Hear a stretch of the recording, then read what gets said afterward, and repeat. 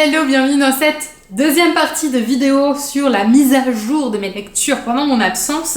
Donc là, on va s'attaquer au mois de mai et juin et je commence tout de suite. Alors, j'ai commencé mai par ce merveilleux essai, je vais l'appeler essai parce que pour moi c'est ça, donc qui s'appelle Miroir, miroir, dis-moi ce que je vaux vraiment, de Louise Aubéry, qui est une influenceuse sur les réseaux sociaux. On la trouve sous le nom de My Better Self.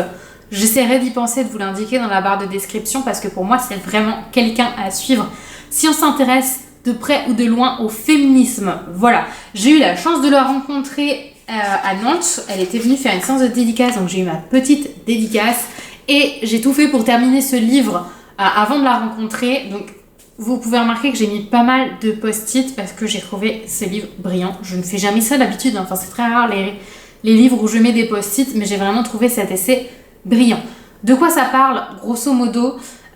Louise, elle essaye de déconstruire un petit peu les idées qu'on peut avoir acquises sur la notion de féminité, sur le patriarcat, sur le poids, la féminité, le maquillage, les poils, etc. Et c'est extrêmement bien fait. Enfin, j'ai rien de plus à dire à part lisez-le. Franchement, si vous êtes une fille et même si vous êtes un garçon, mais lisez ce livre pour en savoir un petit peu plus sur ce que pense la gente féminine actuellement, sur le féminisme et ces choses qui font que finalement aujourd'hui, même en 2022, en tant que femme, on n'est pas si libre que ça finalement. Je trouve ce livre extrêmement important à lire. Moi personnellement, je me suis assez déconstruite sur toutes ces choses, avec plein de choses, avec mon expérience professionnelle de diététicienne, donc notamment par rapport au poids et à l'apparence du corps.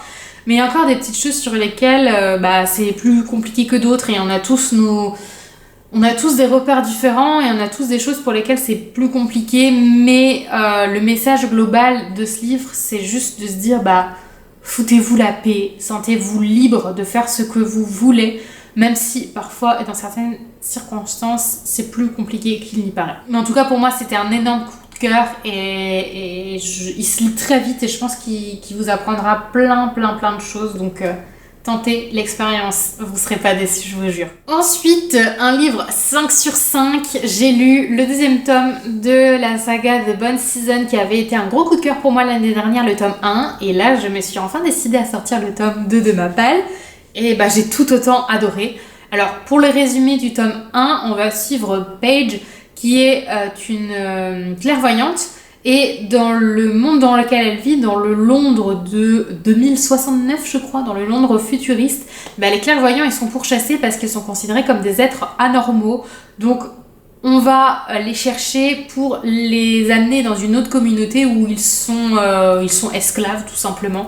Donc voilà, et j'adore l'univers, j'adore j'adore la hiérarchie des clairvoyants, j'adore le personnage de Paige qui est très fort, c'est une femme forte, indépendante, elle se laisse pas faire, elle est pas bête et mièvre comme beaucoup trop d'héroïnes de dystopie, et franchement c'est un pur régal. J'ai pas vu les pages passer, c'est un gros pavé, mais en fait il y a aucun moment où je me suis ennuyée, le fil conducteur il tient, voilà, j'ai rien de plus à dire, mais si vous aimez la clairvoyance, tout ce qui a trait un petit peu à l'ésotérisme, etc., si vous aimez la ville de Londres, et que vous aimez les héroïnes intéressantes, franchement, je sais pas ce que vous attendez, mais foncez. Alors, ça reste de la dystopie, donc si vous aimez pas, je pense que ça sera plus ou moins compliqué, mais excellent. Excellente dystopie, ça fait vraiment renouer avec le genre que j'avais un petit peu délaissé dernièrement, mais c'est une saga qui est très très chère à mon cœur, du coup, que je vais vraiment garder en mémoire pour de nombreuses années, et je l'ai déjà conseillé à une de mes meilleures amies qui a lu le tome 1 et qui a adoré aussi, donc franchement, foncez, coup de cœur. Ensuite, je continue mon cheminement dans les aventures des orphelins Baudelaire, donc là j'ai lu le tome 3, Ouragan sur le lac.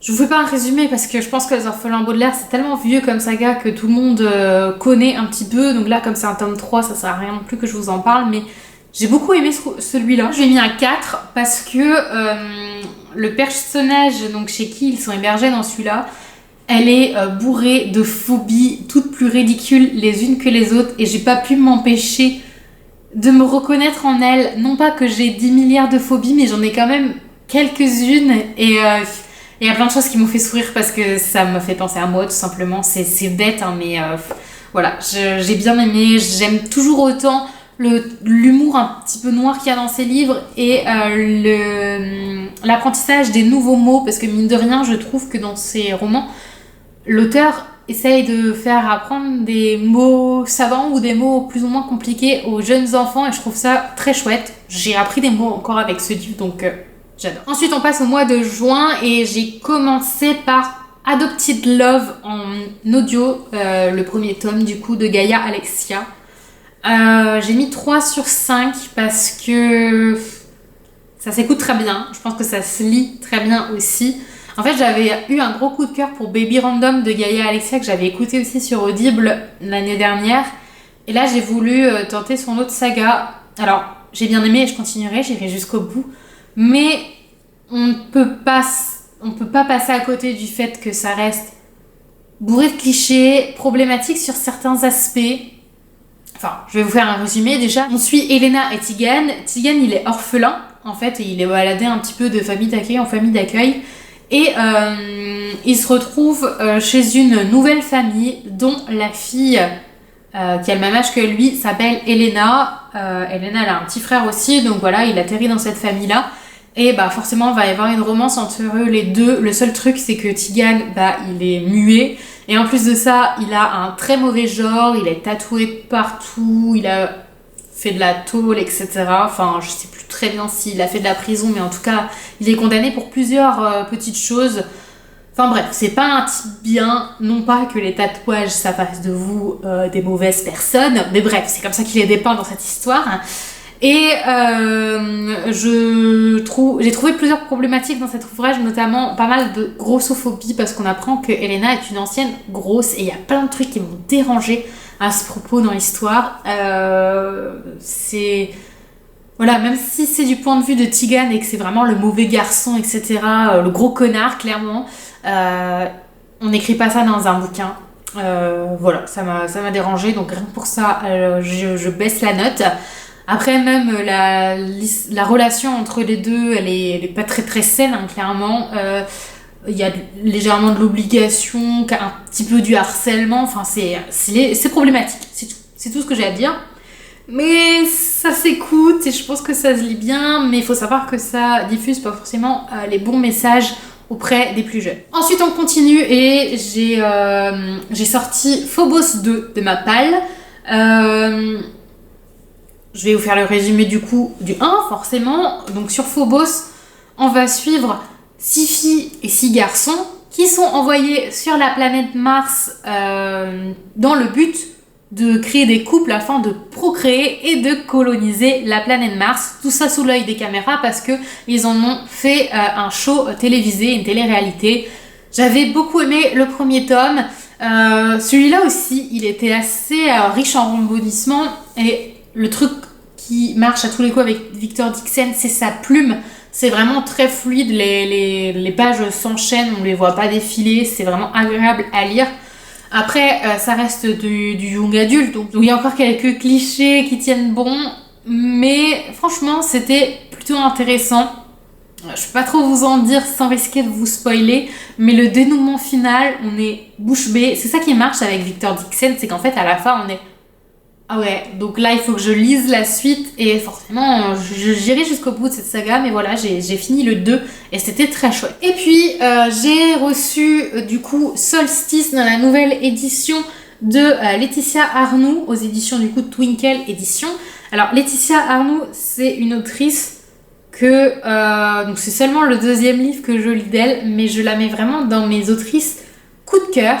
Parce que le premier livre que j'ai lu d'elle au début d'année, c'était Là où réside l'hiver, un énorme coup de cœur, et je me dirige vers le meilleur livre que j'ai lu de l'année. On verra, mais en tout cas, il est en top. Et du coup, quand j'ai vu qu'elle sortait Solstice là sur la nouvelle maison d'édition, J'ai foncé, je l'ai précommandé et dès que je l'ai reçu, bah quasiment je l'ai entamé en fait. J'ai fini le livre que j'étais en train de lire et j'ai pris Solstice après. Alors, je pensais que c'était un nouveau roman. Et en fait, Solstice, il est sorti il y a un petit moment déjà. Il a juste été réédité avec une nouvelle couverture pour la nouvelle, la maison d'édition du coup de Laetitia Arnaud. Il est court, hein, vous voyez bien. Je trouve que la couverture, elle est assez jolie. Et en plus de ça, je l'ai eu dédicacé, donc je suis super contente. Le résumé de ce livre, donc en fait, ici, on est dans un univers de fantasy, on est dans le royaume d'Arway. Donc on va suivre Gemma, qui est la princesse du coup de ce royaume. Et ses parents ont décidé de la protéger d'une malédiction. Et elle se retrouve toute seule, enfermée dans un espèce de... Ils appellent ça le grenier. Voilà, elle est seule avec ses affaires et ses parents l'ont envoyée là pour la protéger en fait. Sauf que Gemma elle va avoir un peu du mal à rester enfermée là-dedans, donc elle va sortir, elle va rencontrer des personnes et voilà, c'est le début de son aventure. Et donc pourquoi Solstice? Parce que la princesse Gemma, elle a une malédiction en lien avec les périodes de solstice. Donc cette histoire, elle est écrite comme un conte, vraiment. Ça parle d'un royaume, de peuples en révolte, etc. Donc c'est pour ça que c'est assez court aussi. Après, je ne vous cache pas qu'il m'a manqué un petit truc par rapport à cette fameuse malédiction. On est teasé pendant tout le long du roman et en fait, ça vient... très rapidement, tout d'un bloc, et on se dit bon, ah ok, c'est ça.